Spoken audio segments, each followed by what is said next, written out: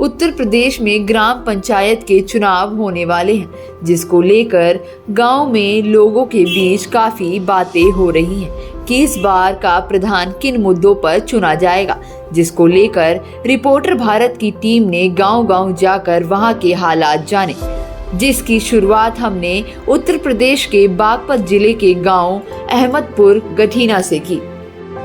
आज हमारी रिपोर्टर भारत की टीम अपने ऑफिस से निकली है जीवन पार्क उत्तम नगर से।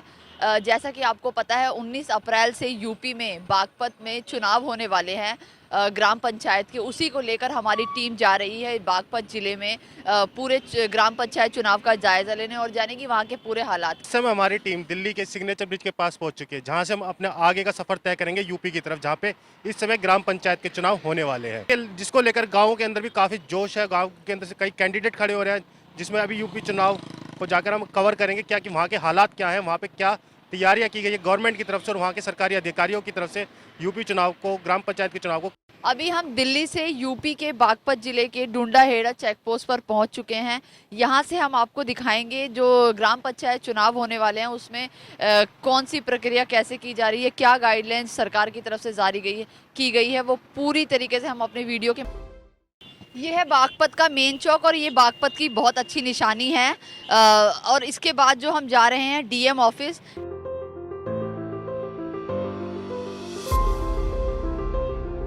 इस पूरे सफर के दौरान हमने सबसे पहले बागपत जिले के डिस्ट्रिक्ट मजिस्ट्रेट से बात करी और इस चुनाव को लेकर सवाल करे कि उनकी तरफ से क्या तैयारियां करी गई हैं ग्राम पंचायत चुनाव निष्पक्ष तौर पर कराने के लिए।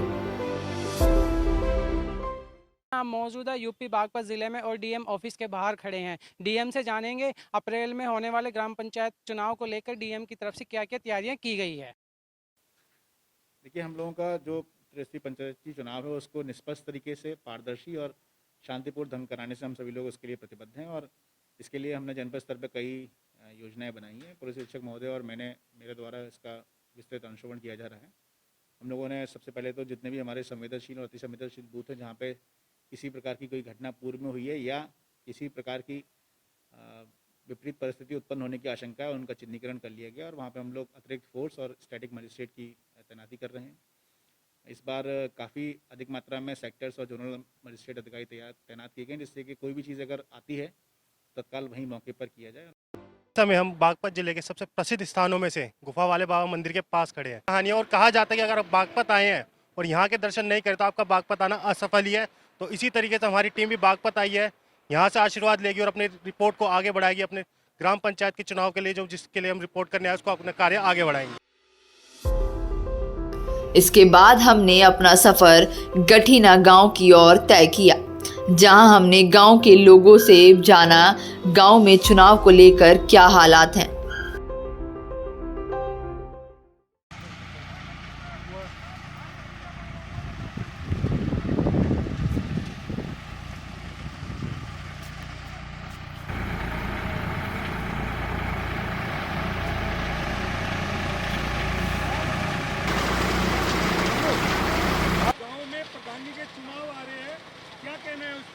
उसमें कहना हम भी चुनाव लड़ेंगे। आप भी चुनाव लड़ेंगे? हाँ जी। आप भी चुनाव लड़ रहे हैं? जी। तो आपने अपना नाम दिया है चुनाव में? चुनाव में नाम अब दिया जाएगा। 7 अप्रैल से दिया जाएगा ना? हाँ जी, उससे पहले प्रधान बनने के बाद हम जितना भी प्रधानी का पैसा आएगा वो ग्राम समाज में लगाएंगे। क्या काम कराएंगे आप? काम करेंगे जो सब पब्लिक कहेगी गांव की। जो पब्लिक कहेगी वो करेगी? हाँ जी, अच्छे कार्य के लिए, गलत के लिए। अभी हम गठीना गांव में मौजूद हैं और जैसा कि आपको पता है यूपी के जो चुनाव है वो शुरू होने वाले हैं 19 अप्रैल से।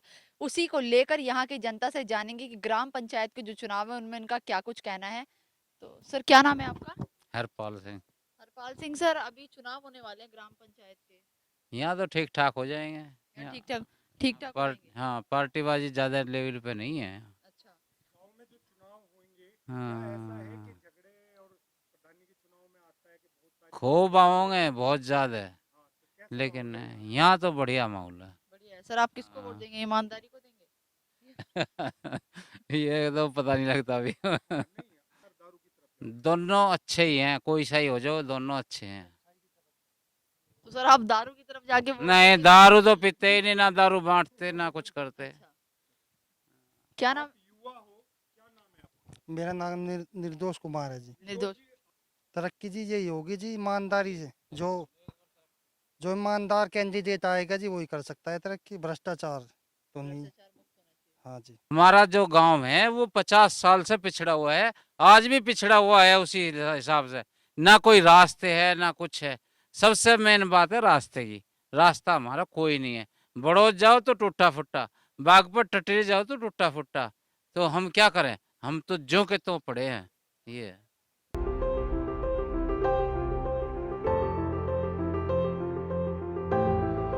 क्या कहना है आपको चुनाव के बारे में? चुनाव में वोट देंगे जी, बिल्कुल सही सलामत।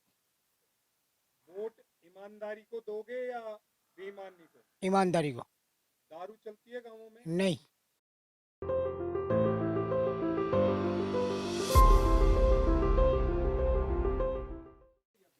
ईमानदारी को जी। ईमानदारी को वोट देंगे आप? जी नहीं जी, उसने कुछ नहीं कराया जी हमारे यहाँ पे। नहीं खा गया 5 साल। आप क्या चाहते हो अभी जो चुनाव होंगे इसमें कैसा वो आना चाहिए candidate अच्छा कैंडिडेट आना चाहिए जी। कि जो काम करवाएगा? जी जी जी।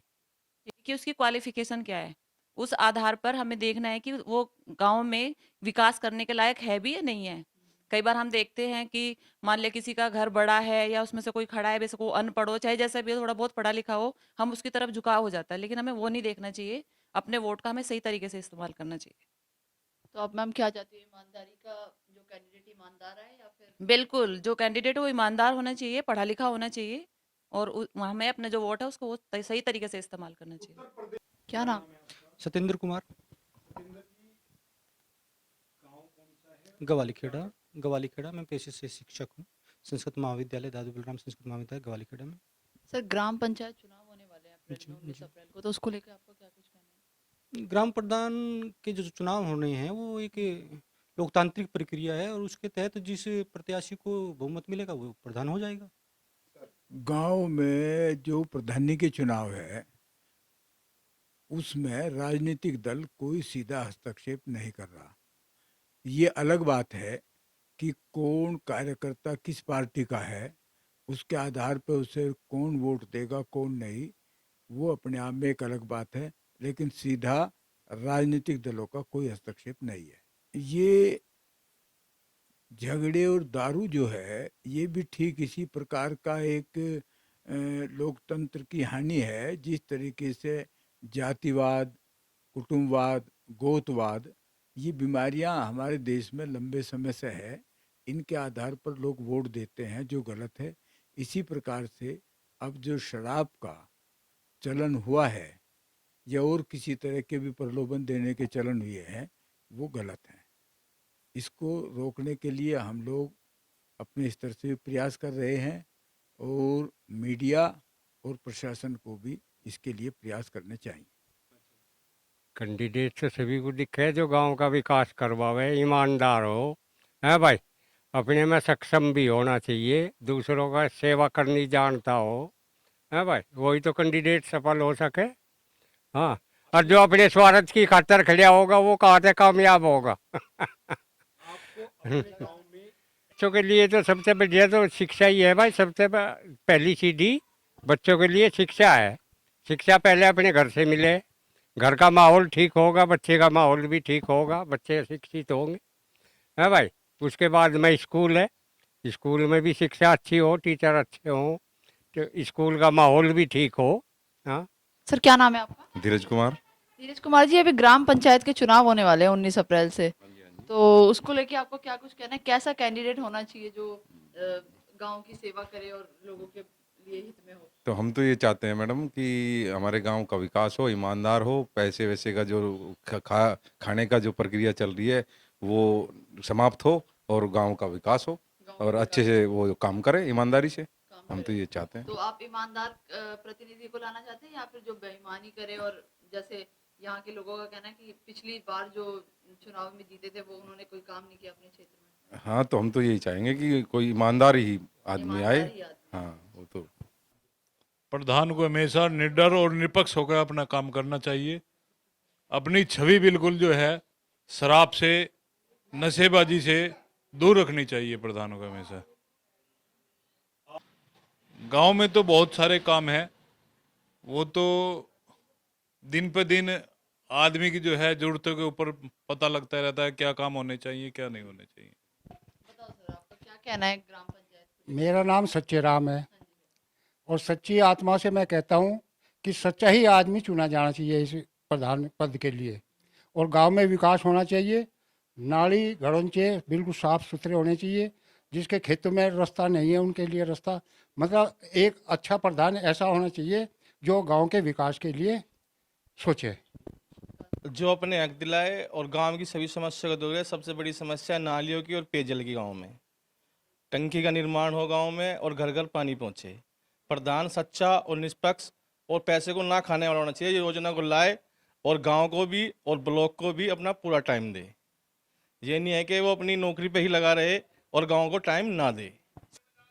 भाई यही है, बच्चों के लिए खेल कूद मैदान जो है चीजें हैं जी, ये होनी चाहिए जी। यहाँ कुछ भी नहीं जी, यहाँ खेल के मैदान नहीं यहाँ कुछ नहीं जी, नहीं उसने कुछ नहीं करा जी, कुछ नहीं करा। इससे बेकार प्रधान तो दुनिया में। यहाँ से क्या तो सारा ही खराब रहेगा, 10 साल गड्ढे में जाए लिए पीछे।